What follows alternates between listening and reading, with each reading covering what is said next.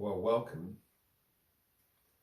Today, I would like to speak to the topic of the A, B, C, and D of image, but more importantly, the A, B, C, and D of your ethnic image. And I could not think of a better example to use to illustrate how we all have an image that we portray to the world when we interact with the world. The image we portray is deposited into what I call the social bank account of whatever ethnic image you represent. And the world and those who are not of the same and do not share the same ethnic image make withdrawals whenever they come across someone of your image or your ethnic image. And those withdrawals are used to form opinions, conclusions, good, bad, or indifferent. Now, one of the images that we have within the Black community is the image and the stereotype of the angry Black woman. What I would like you to do is I would like you to watch the exchange that will take place in the attached video, which is fairly recent, only has occurred in the past 24 hours. And as you watch, please do me one favor. Do not pay too much attention, although you should, but do not pay too much attention to the arguments that are put forward by each person, but instead think about what impression you're left with during the exchange. Let me preface the conversation that is about to take place. We have a dialogue, a communication between a number of people, in total 4 people. An English woman, both, or rather 2 English women, one white, one black, and 2 English men, both white. And I would like you to pay attention to your initial impression. Set aside the arguments and just imagine that you were listening to the conversation on audio, and think about what you observe as your initial impressions. And then I will share today's session using this interaction as a foundation or a teaching lesson.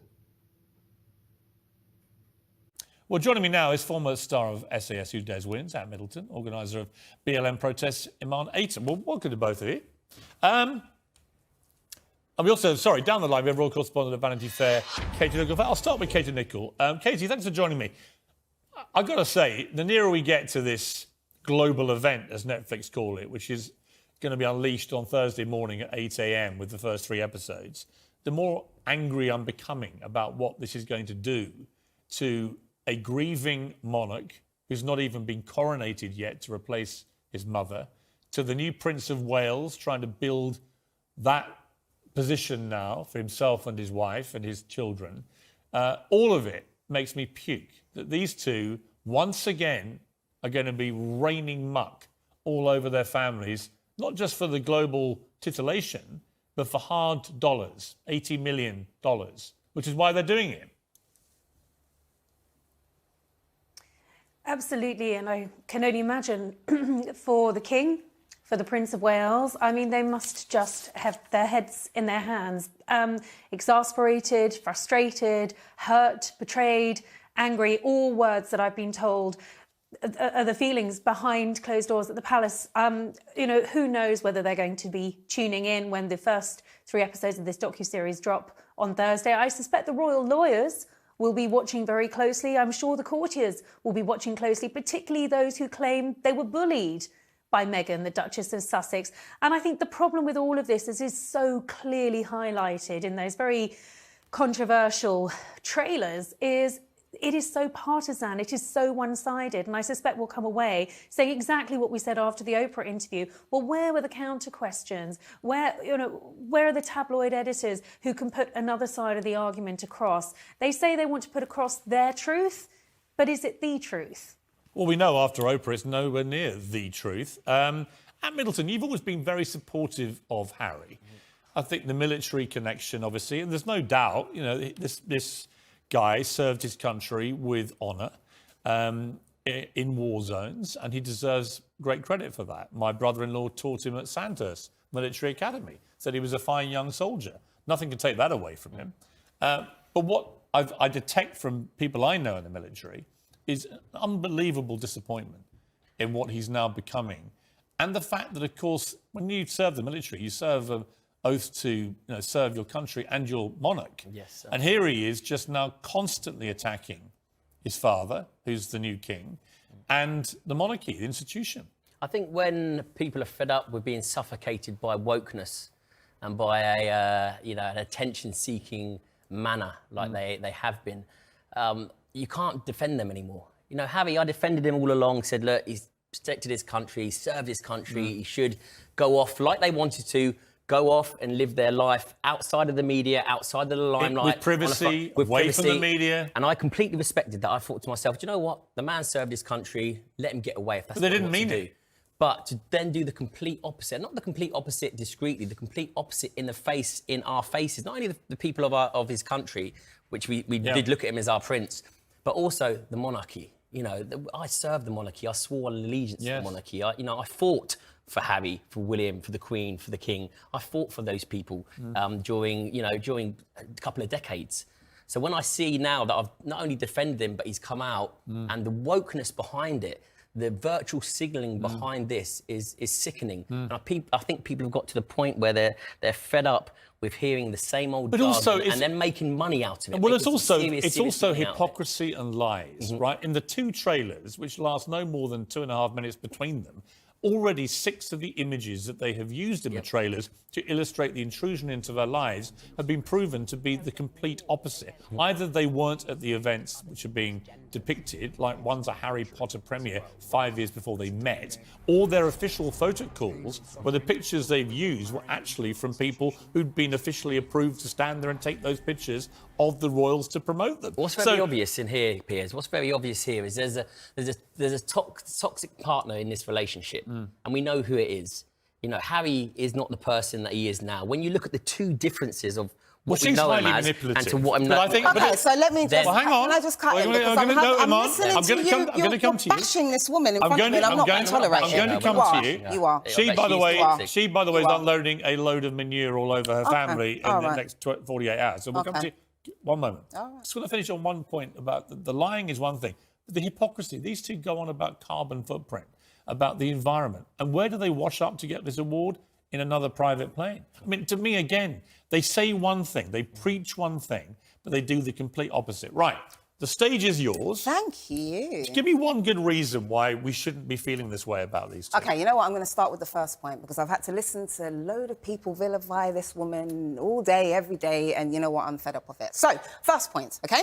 So, the commercialisation of the rift within the royal family is a byproduct, okay? A byproduct of the institution's failure to be anti-racist and cooperative, which has ultimately led to a series of savvy business deals and strategic manoeuvres on their part in order to ensure the safety and security of their family, what you both fail to understand. Secondly, institutionalised racism, when pertaining to institutionalised racism, when an individual needs help, try to seek help and realise that there is no one to turn to, what you'll often find, and you should know this as a journalist, what you often find is that person will seek solace in the media and press outlets in order, hold on a second, hold on, in an attempt to garner support, build awareness, understanding, and inspire action. And all of these typical circumstances would be perfectly okay, but for some reason it's not with this. But we don't disagree with that. We don't disagree with that. In any normal circumstances, this would be okay. But hold on a second. It's not for this particular couple. Now, hold on. Let's just bear that in mind. Well, I want to ask you one thing about what you just said. Okay. Where is the evidence that she went to people at the palace and they refused to give her help?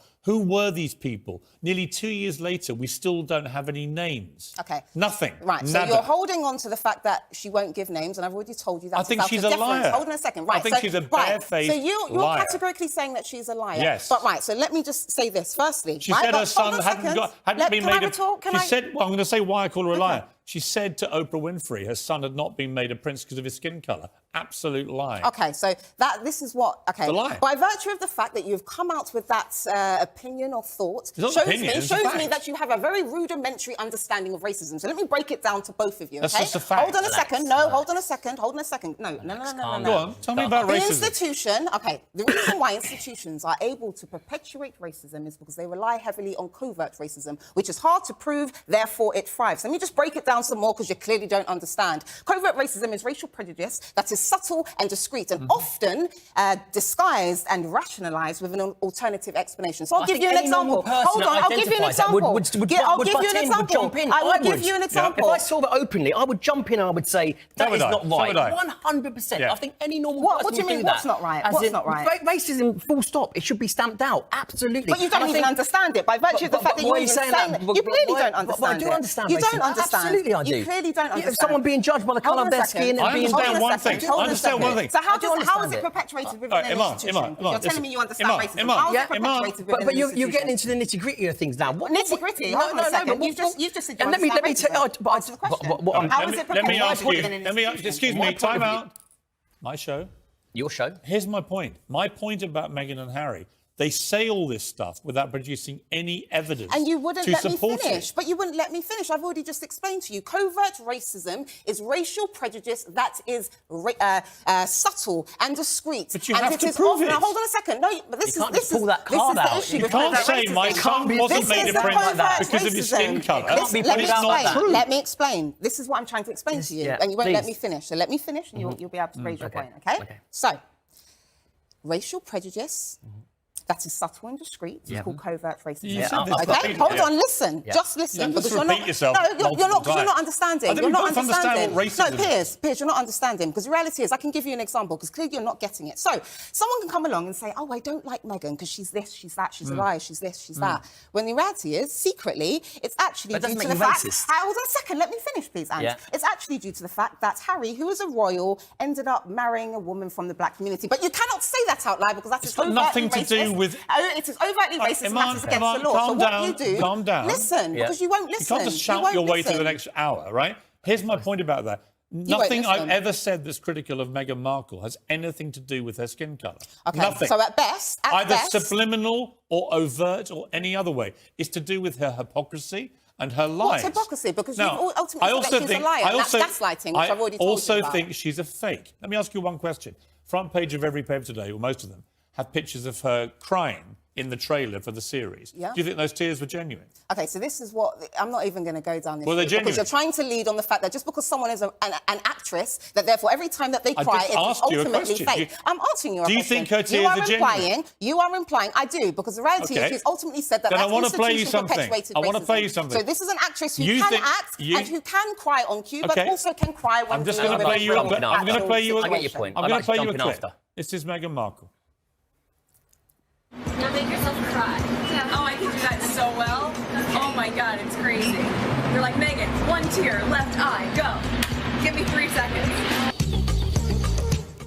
3 seconds is all it takes for her to cry. And just a quick one on that, Piers. She's an actress. And I get your she's point. scamming everybody. And I really do. She's But not. when you talk She's about really the not. discrete, She's had to do when you this talk about because she's discrete been left racism, out in the Lewis. cold. This is how institutionalized racism works. When you dare to go up to against an institution due to the fact that they're perpetuating racial prejudice, I just what showed usually you. happens, what usually happens, they get left out in the cold, and I they just end up showed having you. to find But do you not solace think people in the manipulate media, that in card? Do finding you not money think people to manipulate survive. that I've already pages explained again? Do you not this. think the, people manipulate that because it engagement. can't be proven? And you because don't it- think that people no, are racially exactly, but prejudiced can you not and see are trying to pretend that it's something What- other than racial 100 prejudice? But do you not think people use that card as well in a vindictive and a manipulative And way? do you not think that No, I people do. are racially I do. prejudiced I do. and are trying to... But do you not see my point of view? Time out. Do you see my- I do. Can you stop? I do. I see Don't that. just talk over each You other. see my Iman, point of view as Iman, well. Yeah. look at the front pages there, which is when their engagement was announced. Yeah. Where's the racism?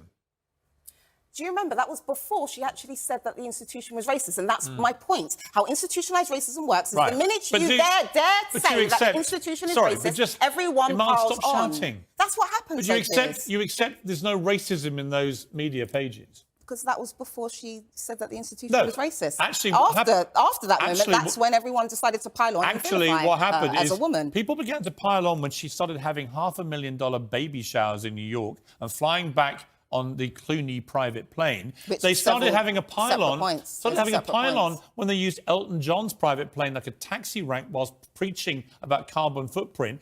They had another pile on when they had other huge extravagant events they went to, and then when they're preaching about poverty on their Twitter account. Time and again, they were caught being rankly hypocritical. That was why the media coverage began to turn.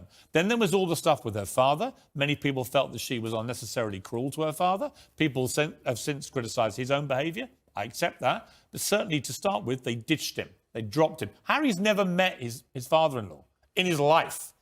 You know, he proposed marriage to this girl knowing what's going to happen and then doesn't do anything to protect the father at all. And so now she's disowned him. What kind of people put compassion on their website, as they do, as being at the centre of their core being, when they live 70 miles away from this guy who has not got long for this world, he's in poor health, all he wants to do is meet his grandchildren, and she won't have anything to do with it? That's not compassionate.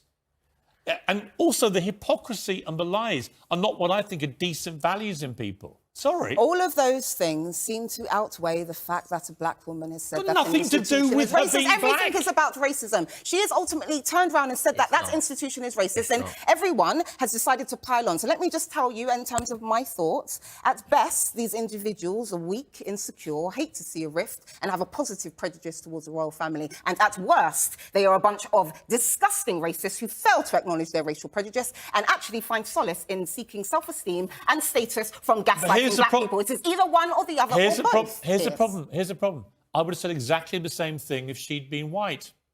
Exactly the same thing. What's the point that you're trying to And make? actually, Kate Middleton, who came in, she got criticised very heavily by the media early on in that But relationship. she didn't have to contend with and she racism, just though, did she? did her duty, accepted in return But she for all the didn't luxury. contend with racism, though, yeah, did but she? these two She said didn't that. contend with racism, though, did she? Where did the racism come from? Okay, so you're clearly not understanding. So I'll No, break no, it you're down not again. understanding no, you're not me. understanding about the institution. Where did the racism Okay, so come from? I'll answer. Tell me Can I who was answer? racist and when. Okay, I'm going to answer to you. Okay. Who and when. Right. Let's just start with the You can't institution. just say everyone's okay, so let me racist. answer. Yeah. Who and when. Okay, so let me answer. Okay. Firstly, racism, as I've said over the last several years, and I'll say it again, racism is firmly interwoven into the fabric of British society due to its historical context. Right. And That wasn't my question. And that way, I'm answering your question. not my question. Let me finish, Piers. Who This was is the racist thing. to Meghan and If you- Harry I'm in the answering your British question. media? I'm answering Or your who was question. racist at the palace? I'm And when answering were your they question. racist? Can I answer your question now? Sure, give me one example. Perfect. So, racism is firmly interwoven into the fabric of British society. Just give me an example. Secondly, I'm going to make That's my your point. opinion. I'm going to make Give my me an point. example. Hold on a second. Secondly, the royal family smeared their own name, tarnished their own name by failing to adopt anti-racism stances. Right. Is there one and example that is why, or hold on not? a second, and they've perpetuated racism. I only want one example. I'm giving you the example. They've Of the British perpetuated media being racism. racist or someone at the palace, and I'm who giving was you an it? example. Let me finish, please. Is that okay, Piers? Thank you very much. So, can answer the question. I'm going to answer the question. So, in terms of the institution, I'm going to give you several several examples of covert racism, clearly, as you don't understand. First, Can you give me one no, example? I'm going to. I Let's do, but I see the flip side No, as well. no, I see where it's listen, manipulated. listen, and where it's We're gonna have to used. go to a break. The Queen So- gives out badges that it's ultimately being- Iman, depicts a being man, Iman, a white either man used with for absolutely wings. Iman, everything. The People are Queen sick of Either it. gives give out me an badges. example I'm giving or say you examples. can't. I'm giving you examples, but you won't let me speak. me and one this is what's specific happened. example. I'm giving you examples. All right, so in terms of media, because this is what happens with you, you're clearly not trying to hear me. Just when I'm ask trying for a to speak. fact. In terms of the media, we've already seen a clear distinction between how the media has displayed or spoken Okay, or represented, you can't. obviously in terms of how they've represented You don't Meghan have an and how they've example, right? represented. Yes, I do. In terms of holding a baby. Okay. Kate held her stomach and All right. therefore it was fine. Meghan held her stomach and she's a terrible person. This is an must be example of racism. covert racism. No, it's called covert racism that you don't understand. Oh, it's nonsense, Iman. There is no Okay. racism in With the your British media to Meghan Markle. With your There never rudimentary has been. understanding of racism. None of it has been it's racist. Fine. You can continue to perpetuate your covert racism on national television. You know what? Steph, Okay, I've got to leave it there. Fine. I have to leave it there. We've had a good run at this. I don't have any racism, covert or overt. No, you have racial prejudice, and it No, manifests itself. I have if you no decide not to racial be prejudice anti-racist, and that's what you whatsoever. don't understand about I have anti-racism, none Piers. whatsoever. That's what you don't understand I about wouldn't be giving you anti-racism, 21 Piers. minutes of my show So because on a okay, regular but basis this is what if I had a happens. racial prejudice, But this is would what I? happens. So white people tend to justify either sleeping with a black person, having a black friend, or hiring a black person as to I'm not make going to sure that sleep they're with you, exempt and I'm not from going to racial hire prejudice. you, but I will The keep reality having you is- back the as a reality commentator is- if you can provide some facts behind Which the I did. extreme Which rhetoric. I did. Yes, which I You can't did. just say everyone's racist in Britain, No, but I can't give you a explained to single example. I explained to you All that right. she already experienced We've racism got to leave within it that there. institution. I already told you We've that. got to leave it And there. you've gaslit that woman just I like the know, rest I'm of a the media. gaslighting Yes, you covert are. racist. Yes, Thank you you are. very much Yes, indeed for you are joining me. indeed. Alright, great to see you. Thank you.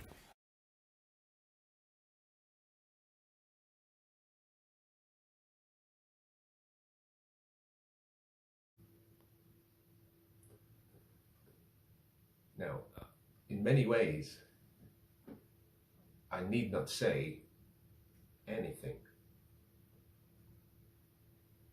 I think I would hope,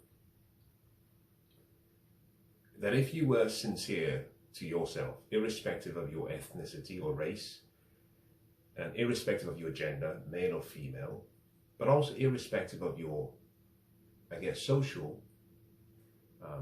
alignment on the same topic, one of the things I would hope that you would have taken out of that interaction was that there were certain things that could have been done differently by all parties, but more so by the black woman. Now let me start today's session by perhaps using definitions. When I talk about A, B, C, and D, I use that as a basis for explaining something to be the fundamentals of image. You and I have an image. We have what we call an external self-image and an internal self-image. Both images are, in many ways, a reflection of what we see when we look at ourselves in the mirror, our physical attributes, and also what we believe that we are within. Because we are social beings and social people, as we interact with the world and other people, the way we come to the table in those interactions will determine people's image of us. But because we are social animals, and we generally are fit into several groups by taste, preferences, incidental features, age, birth, sex, the image the world has of you will apply to other people who share your ethnic image. In this case, ethnic image, I'm referring to your physical attributes. In this case, black. The ABC of image refers to, A stands for appearance. Now, I'd like you to think back, and perhaps you might need to go back and watch the interaction again. The A stands for appearance, the way you dress, the attire that you choose to wear the way you present yourself in any setting will determine how those in that setting receive you. If you dress modestly, and if you dress in keeping with the occasion, then you do not stand out. If you dress well, you're recognized. If you dress poorly, the world draws a conclusion. Think about this. If I was going to fly from London, England, to Edinburgh, Scotland, and just before I walked into the plane, I saw just as I walked onto the plane, I looked to my left and saw the pilot standing there, with glasses, one broken, his hair looked unkempt, he looked as though he hadn't had a shower for days, his clothes were dirty, there was a stench. I would form an opinion on whether I thought he was well presented. And I would compare that presence that he exudes to what a pilot should look like, dressed professionally. That appearance will help me form an opinion. The B in the ABC of self-image refers to behavior. Once I have looked at his appearance, A, I will start to form a conclusion based on his behavior. If I notice that he was slurring his words and unable to stand upright, perhaps stumbling, I will draw a conclusion that perhaps he is intoxicated or unfit to fly the plane. If he proceeded to then speak to me, that takes me to the C, which is communication. I would listen to what he said, the manner in which he spoke to me, the sound of his voice, the pitch, the tonality. I would listen to the calmness in his voice, the politeness in his voice, how controlled the communication was, and I would form an opinion. The point of this exercise or example is people judge you firstly by what they see, and as they interact with you, they have the opportunity to correct any preconceived or wrong impressions, or they have the opportunity to affirm conclusions that they had made, which perhaps were understated.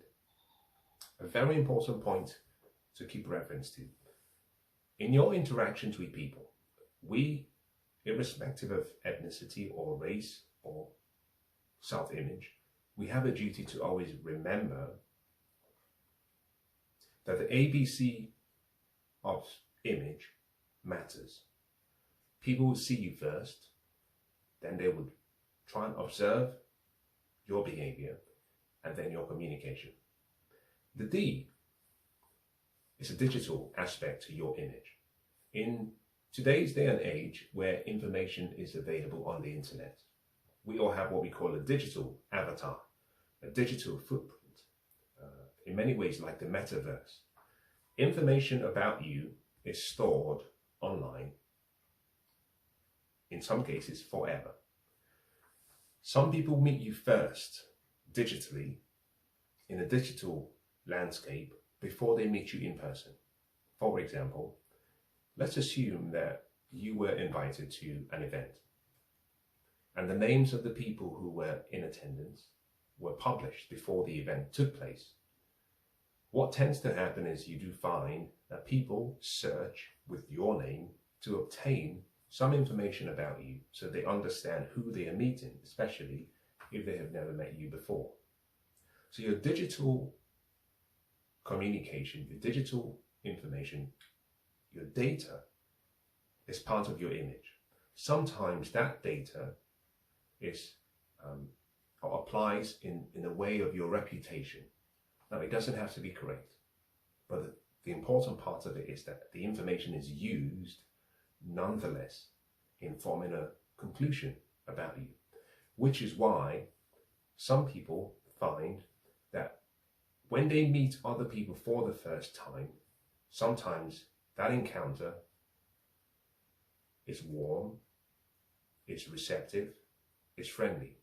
Some other times it's aggressive. It's as though you're walking into a landmine because the people have come with preconceived positions and conclusions about you. Now, the point of all of this explanation is to say, you and I have an image.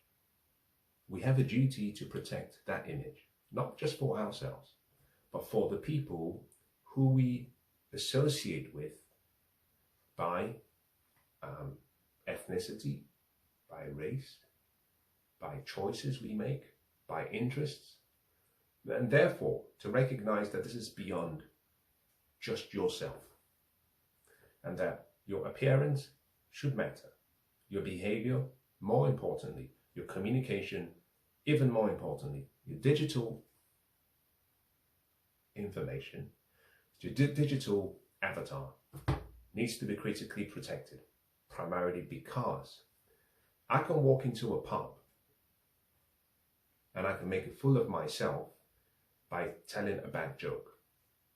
If there are 10 people in the pub, perhaps 3 people were part of that conversation or on the same table. And so the bad joke ends when the 3 of us walk out of the pub. Assuming we choose not to repeat that joke to other people, it dies. On the other hand, if there was someone filming with a phone or a mobile device and they captured that joke in real time and they shared that joke on social media or somewhere on the internet, that information is then permanent and it's available for other people to see, irrespective of the state I was in at the time that I made the joke.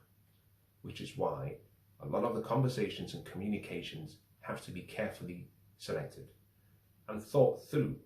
Now, sometimes you will say things that perhaps other people disagree with, and that is not the point. The point is to own your words.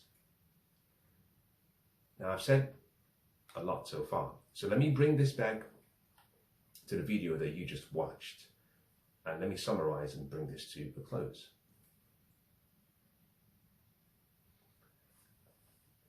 The image of the angry black woman is one that I have heard. It's one I heard first from people who do not share my ethnic image. It's also one that I have heard from people who share my ethnic image. And initially in the West, I struggled to reconcile with that perception. It took a while, and after many years and many months of looking at other people that are not within my area of influence or circle, I came to the conclusion that that stereotype, that image, that ethnic image in the West, particularly in the developed West, is true. That black women are perceived, generally speaking, to have been raised to single-parent families by mothers only, with no fathers present in the homes. And therefore, they were robbed of the opportunity to see how a woman and a man should interact in a loving manner, in a polite manner. A lot of these girls were raised by women and were encouraged by their mothers to act like men, to be independent, to be assertive, to be hardworking, strong. All of the traits that lead to success, all of which are necessary for success, but unfortunately, most of which are very masculine in their nature. And therefore, on a woman can be seen as too aggressive, especially when that level of aggression far exceeds men in the same environment at the same time. In many ways, women are known to be feminine, to have a level of decorum that far exceeds that of men, to be polite, to be calm, to be courteous, to be controlled in their conversation, to be civil, to think about things with great regard socially, primarily because women by nature are the ones that keep the unit together from a social position. The woman is the social leader in most unions and in most communities, and therefore to ensure that the communities are sustained, women are supposed to have a level of etiquette, a language, a refinement to how they handle relationships to ensure that the relationships are maintained. Men, on the other hand, historically speaking, we have always been like animals, recognizing that we can go from cold to very hot very quickly. Men tend to break relationships and ruin relationships at the drop of our hats, because there is a razor's edge between men and our social interactions. We can go from being friends to fighting if the wrong words are said, and therefore a relationship can be put out and the flame blown out very quickly. Women were the ones who, in many ways, tamed and controlled and reminded men that they had to be gentle, that they had to be reserved, and they had to behave less like animals, both physically and emotionally and verbally. Over the past 55, 60 years, we have seen the disintegration of the family, so much so that there are no good fathers in the homes or communities. Women have been raised or have chosen to become single mothers and raise families on their own. Now, single mothers do an incredible task and job, but it's a full-time job being a provider and then being expected to provide the second function of a father, a mother, a carer, and nobody can do this on their own. In any case, a lot of the women in the West, especially the black women in the West, have developed an attitude which, as you have seen from the video, is evidence that some of the skills and the attitudes that should have been given to them at a young age through teaching, through modeling, through observing, and through social correction were not provided because a father was not present. Now, as I listened to the video which you have seen, I was stunned for a number of reasons. Now, let me go back to the A, B, C, and D, and then I'll bring it back to why things have to change within the black community and within the black ethnic image. The first is appearance. As the conversation started, what you saw was a woman who was well dressed, dressed professionally and dressed beautifully.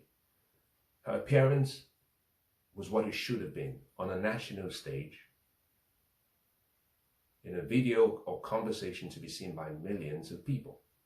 Now, I say this particularly to make a point, which is sometimes your appearance, though important, is not the only thing you need, because people remember what you say more often than what you look like. The second part is her behavior. It was appalling. It was awful. Why? About 80% of our body language or communication is done by body language. The other 15% will do with what we say, the choice of words, the structuring of the sentence, the pitch, the tonality, and the mannerism, the politeness included in the delivery. There were a few things that stood out to me, which has been an observation as I look across the black ethnic image. As I've been speaking to you, one of the things that you would have noticed, and I'm doing it as I talk to you right now, is I'm communicating to you with my hands. The way we use our hands in interaction really matters. That use of our hands does not have to be overtly done. Now go back and watch that video again. In addition to what she was saying, there was an aggressive use of her hands. There was an aggressive use of her face. There was an aggressive use of her body. 85% of communication is body language. And sometimes your communication needs to be thought through so that it does not appear that you're being too aggressive in your body language. Now you can say lovely words. You can enunciate your words very carefully. You can speak very nicely. But if your body language is not congruent with the words coming out of your mouth, people tend to remember what you say with your body. And part of the reason is because we're really primal in our nature. Some people, generally speaking, when they see your hands move too aggressively, as you can see in the video, we start to think whether there will be a punch that comes with that subtle movement. In many ways, in the mafia and in certain areas of the world, those who commit crimes use their hand and their gesture and their body as a subtle way of distracting an opponent before they deal a deadly blow. You see the hands move or the body move in such a way that initially you think it's aggressive, and then you see it happen and you think maybe it's just part of their way of communicating, until the person pulls out a weapon or perhaps delivers a blow or a punch or a kick. In our primal nature, it's not usual to find that among strangers, people who do not know themselves, that one person uses his body language so overtly and uses their hands so impolitely. That is rude on any level. Her behavior was appalling. Her attitude was wrong. The idea that you would even start the conversation before you had been invited. Now, what I find strange about this video is the first person to have been invited to speak was a woman. The person chairing the show spoke calmly. He put his point across. Doesn't mean I agree with his points, but he put it across in good faith, peacefully. Then he invited someone else to speak. She put her point across beautifully, peacefully, with the right decorum, in a feminine manner. He then invited another man to speak.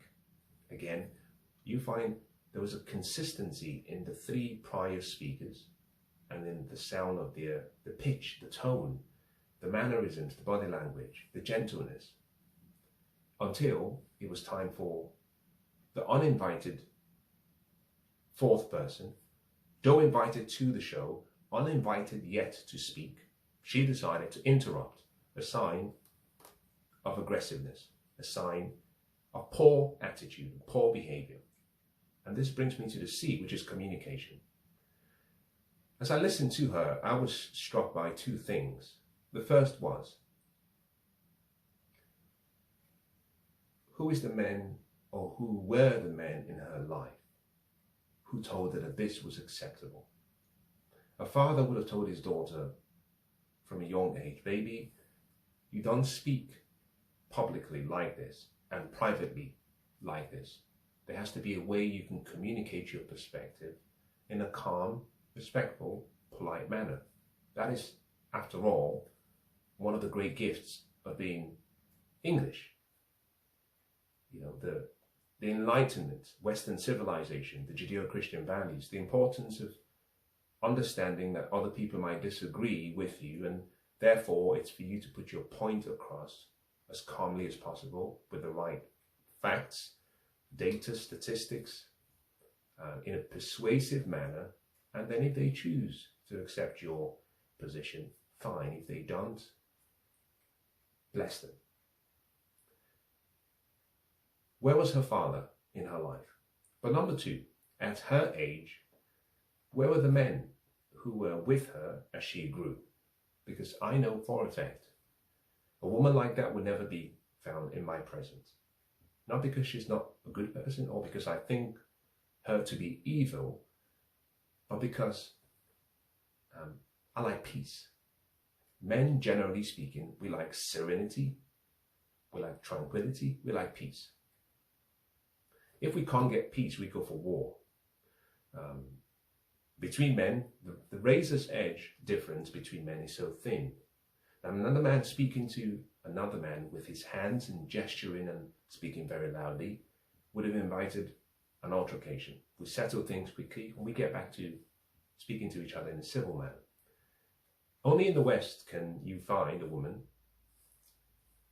speak to and in the presence of men in such a way that one would think that she can beat both of them, one of which is an ex-army veteran, speak to them in such a manner that you would think that she could beat both of them at the same time combined. Just stunning. The D in the ABCD refers to the digital avatar, digital footprint, your digital image. And here is the point. The conversation has been frozen in time, so much so that I have had the opportunity to include it in my conversation. Now, how is it possible that anyone who sees the video will come to a conclusion that is really favorable of such a behavior? In other words, an interaction between four people that, if it had taken place behind closed doors, could have stayed there, has been brought to the public. And therefore, that image is reinforced what we've known or what we generally perceive as a stereotype, but with some validity, that the typical black woman is always angry. What you saw in the video, and this is where I dive deep slightly into the woman in question, what you see and saw in the video are a number of attributes. Back in the early 40s and 50s, the suffragettes had a goal. They wanted equality for women, the opportunity to vote, to participate in society in ways that men were allowed to. They presented their opinions and it wasn't received as easily and favorably as they would have hoped. They decided to adopt a strategy. That strategy became the blueprint that solidified what we call the F movement. Many of you would understand that word. It came up with about 4 or 5 different strategies. The acronym was ASIGN, a sign. Some people use the word sign language. It stands for anger, shame, insult, guilt, and finally, the need to be right. The suffragettes decided that in order for their words and their views to be heard, the men had to be treated in a different way, and interactions with men to ensure that they got their vote and achieved their dreams, that they had to play a strategy very different to men. It didn't have to be, it was war after all, and all is fair in love and war. Their mission was more important. Whenever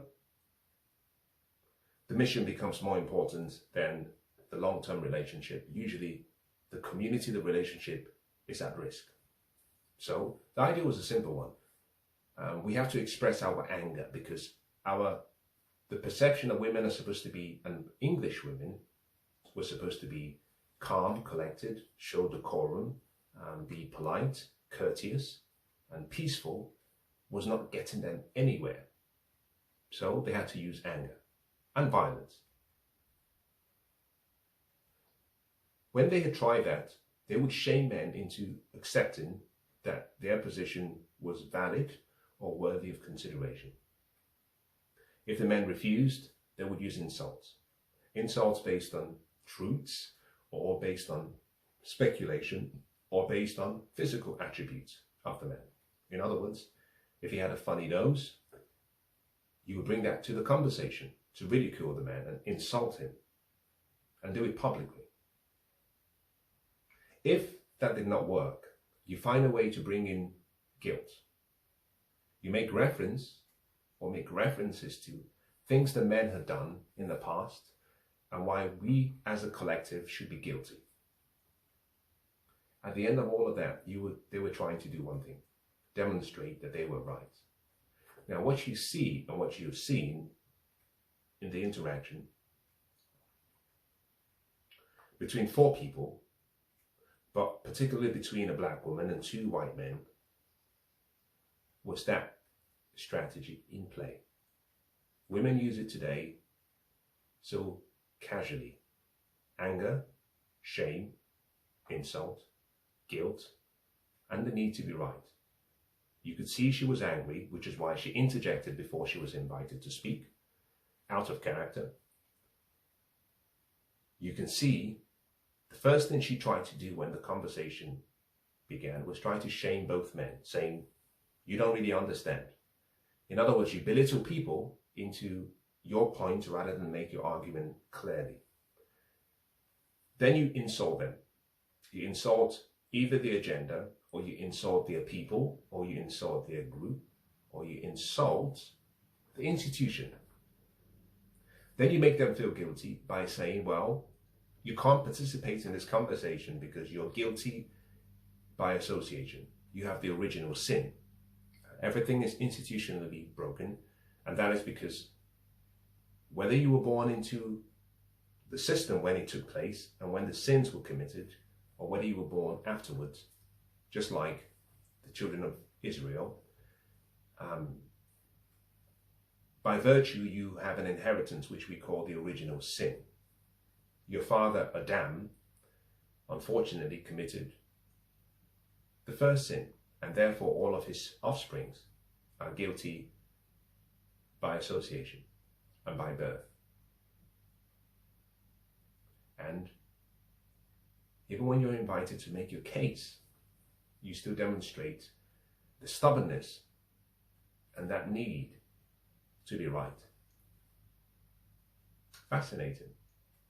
Now let me say, I haven't dwelt on the positions argued, because what you find as you listen or you watch is that the real conversation was lost in the mannerism and the lack of good faith that the black woman brought to the interaction.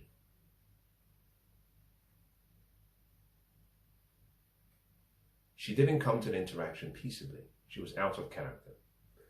She perpetuated the myth, or she showed that the myth of the angry black woman is perhaps something to be reconsidered, and that perhaps maybe that is true. Now, are there exceptions to the rule? Of course. Generally speaking, in my observation and in my many years of life, which I'm grateful for, in the West and in England specifically, I have found that that myth is more a reality than a myth. That my interaction, as someone who shares the same ethnic image, I tend to find that whether I deal with women who are English or British, or whether I deal with women who are American, or born in the West but with ancestry lines or ethnicities or traditional lineages going back to the Caribbean or Africa, I tend to find that the stereotype is more valid than we would want to admit.